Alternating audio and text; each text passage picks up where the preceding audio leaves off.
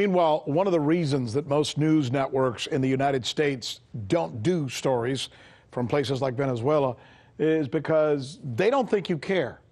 So I think it's important to help you understand why maybe we as Americans should care about this story. First, immigration. What we do elsewhere affects us here. For example, Venezuela's upheaval is already causing a flood of refugees into America. 2 million Venezuelans have arrived in the United States, fleeing their political upheaval since the controversies and the problems began in Venezuela. And you know which country currently leads all other in asylum seeking in America? I've got it for you right here. I'm going to show it to you. Most people would have thought it would be Mexico, right? Mexico, contrary to what you read, is number 3. China is number 2, and Venezuela is actually number 1 in terms of people living in the United States asking for asylum so that they can legally stay in the United States. And those laws are iffy. The number 2 reason we as Americans should care about what's going on in Venezuela, an increase in anti-U.S. sentiment in Latin America. Hispanics, because of their history, are already very sensitive to what they call U.S. imperialist policies coming from Washington, making it easier for leaders like Maduro now to foster more mistrust of the United States in the region and expect it to happen. Number 3, the crisis in Venezuela will hurt us, Americans, right here in the pocketbook. The U.S. is the main buyer of Venezuelan oil. If President Trump makes good on his threat to slap sanctions on their oil or ban shipments to the United States, we would likely end up paying more at the gas pump. Of course, Saudi Arabia and Canada, they will benefit by having the United States essentially cut out their competition. Those are the big 3 in terms of imports to the United States: Canada, Saudi Arabia, and Venezuela. U.S. oil industry moguls would also benefit from this, especially if they now have the opportunity to take more control of Citgo, which is a Venezuelan company.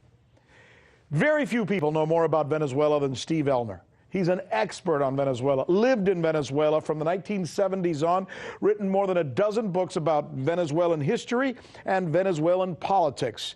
He joins me here to take this discussion even further. There are 2 options. One is intervention, which implies that the United States decides what government is legitimate and what government is not legitimate. Venezuela now is not legitimate. But what about countries like Honduras?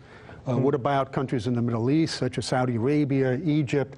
I mean, there's a long list of governments that the United States considers legitimate. So that's an arbitrary kind of decision-making process. What is our record on these kinds of things? Well, I would say that, if you look at the span from post-World War II to the present, we're talking about, 70 years. It hasn't been a good one, but I think that over the last decade or 2, it's been horrendous. That is, you have cases like Libya, you have cases like Syria. In Syria, for instance, the United States said that Assad has to go, and yet Assad is still there. You have the case of Afghanistan, where the United States presence, military presence, now will be going on 20 years. I mean, that's like 4 or 5 times more than the U.S. involvement in World War II.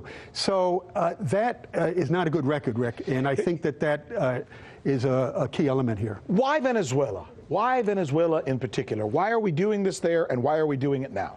Well, I think that a major reason for that is that the United States, Washington, and there's a sort of a consensus on this with regard to the Democrats and Republicans, there is an economic model that Washington supports. It used to be called the Washington Consensus. It means that the government does not intervene in the economy.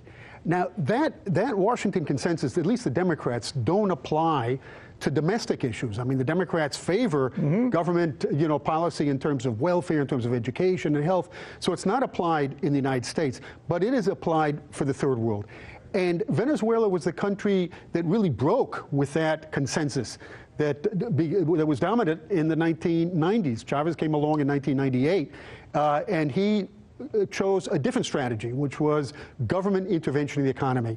Now, you had throughout Latin America other progressive governments that were doing the same. Argentina under the Kirchners, Lula in Brazil, etc.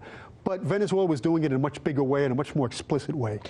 A lot of the people who've been reaching out to us today have said this is very simple. It's a powerful country, or can be, because it has lots of oil, and that's the reason we're getting involved there and not getting involved in other countries who maybe don't have that type of resource. Are they right?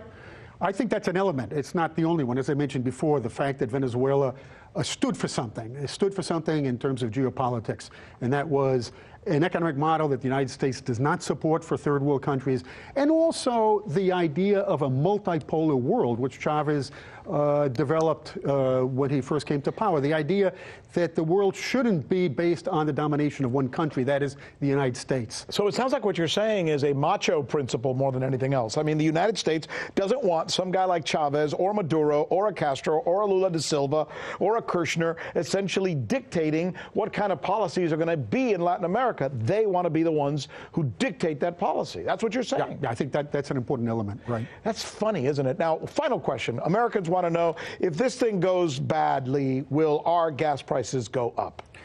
They will. They will, because Venezuela is the third largest supplier of oil for the United States. Venezuela controls refineries that are designed to process Venezuelan oil, and it will be a medium to long-term process in which those refineries will adapt to different types of oils. So that, you know, with regard to the breaking news that Trump is recognizing Guaido and will probably turn over Citgo, which is 100% Venezuelan owned, to the National Assembly. But the oil isn't going to come from Venezuela. I mean, Maduro is really the president of Venezuela and controls the oil industry. For now. Controls the military, for the time being at least. And so that's going to create quite an adjustment, and it's going to mean an increase in the price of oil. If anybody knows Venezuela, it's you. You're a delight to have on as a guest. Thank you, sir. Thank you for being on, Rick. Take us through this. Appreciate it. Hey YouTube, thanks for checking out our channel. We hope you enjoyed the video. We have tons of content for you just like this. For more of RT America's one-of-a-kind news and analysis, be sure to subscribe and never stop questioning more.